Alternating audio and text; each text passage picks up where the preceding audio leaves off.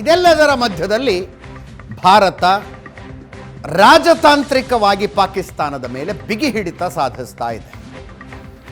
Arab ಒಕ್ಕೂಟ ಸೇರಿದಂತೆ ಅನೇಕ ಇಸ್ಲಾಮಿಕ್ ರಾಷ್ಟ್ರಗಳು ಭಾರತದಲ್ಲಿ ನಡೆದ ಭಯೋತ್ಪಾದಕ ದಾಳಿಯನ್ನು ಉಗ್ರವಾಗಿ ಖಂಡಿಸಿದವು.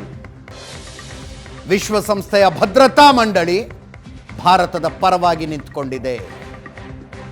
ರಷ್ಯಾ, ಅಮೆರಿಕ, ಜಪಾನ್ನಂತಹ ದೇಶಗಳು ಕೂಡ ಭಾರತಕ್ಕೆ ಬೆಂಬಲ ಸೂಚಿಸಿದವೆ. ಈ ಮಧ್ಯೆ ಅಮೆರಿಕ ಸಂಸತ್ನ ಸ್ಪೀಕರ್ ಮೈಕ್ ಜಾಕ್ಸನ್ ಭಯೋತ್ಪಾದನೆ ವಿರುದ್ಧ ಭಾರತ ನಡೆಸ್ತಾ ಇರುವ ಹೋರಾಟಕ್ಕೆ ನಾವು ಬೆಂಬಲ ಕೊಡ್ತೀವಿ ಅಂದಿದ್ದಾರೆ.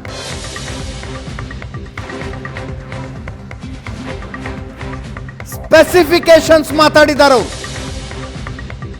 ಇಂಧನ ಸಂಪನ್ಮೂಲಗಳನ್ನು ಕೊಡೋದಕ್ಕೆ ನಾವು ತಯಾರು.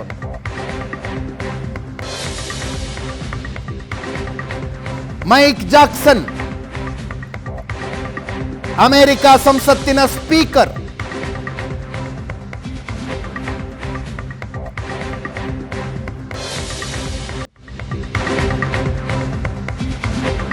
ಇನ್ನೊಂದು ಕಡೆ ವಿಶ್ವಸಂಸ್ಥೆ ಭದ್ರತಾ ಮಂಡಳಿಯಲ್ಲಿ ಚೀನಾ ಹೊರತುಪಡಿಸಿದ್ರೆ ಇನ್ನೊಂದು ದೇಶ ಪಾಕಿಸ್ತಾನದ ಬೆಂಬಲಕ್ಕೆ ಬರಲಿಲ್ಲ.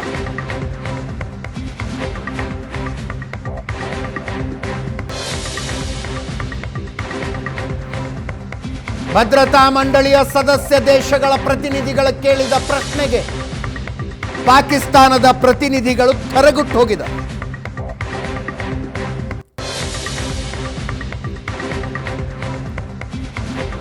ಮತ್ತೆ ಮತ್ತೆ ಪಾಕಿಸ್ತಾನ ಯುದ್ಧದ ವಾತಾವರಣವನ್ನ ತಿಳಿಗೊಳಿಸೋದಕ್ಕೆ ವಿಶ್ವಸಂಸ್ಥೆ ಭದ್ರತಾ ಮಂಡಳಿ ಬರಬೇಕು ಅಂತಿತ್ತು.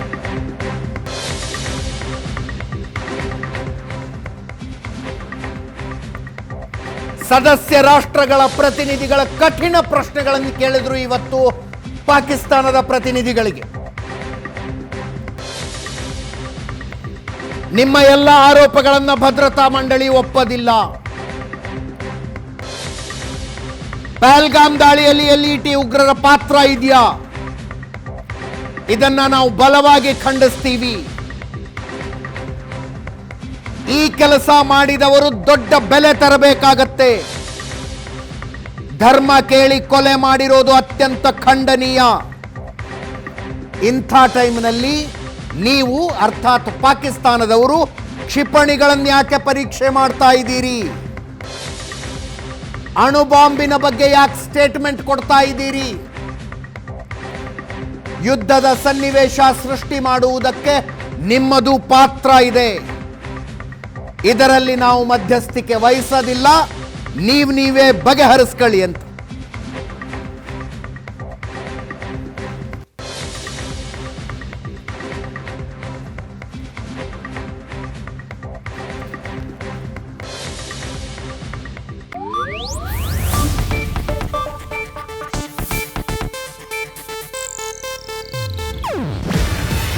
ಇದು ಏಷ್ಯಾನೆಟ್ ನ್ಯೂಸ್ ನೆಟ್ವರ್ಕ್ ಪ್ರಸ್ತುತಿ. ನೀವು ನೋಡ್ತಿದ್ದೀರಾ ಏಷ್ಯಾನೆಟ್ ಸುವರ್ಣ ನ್ಯೂಸ್.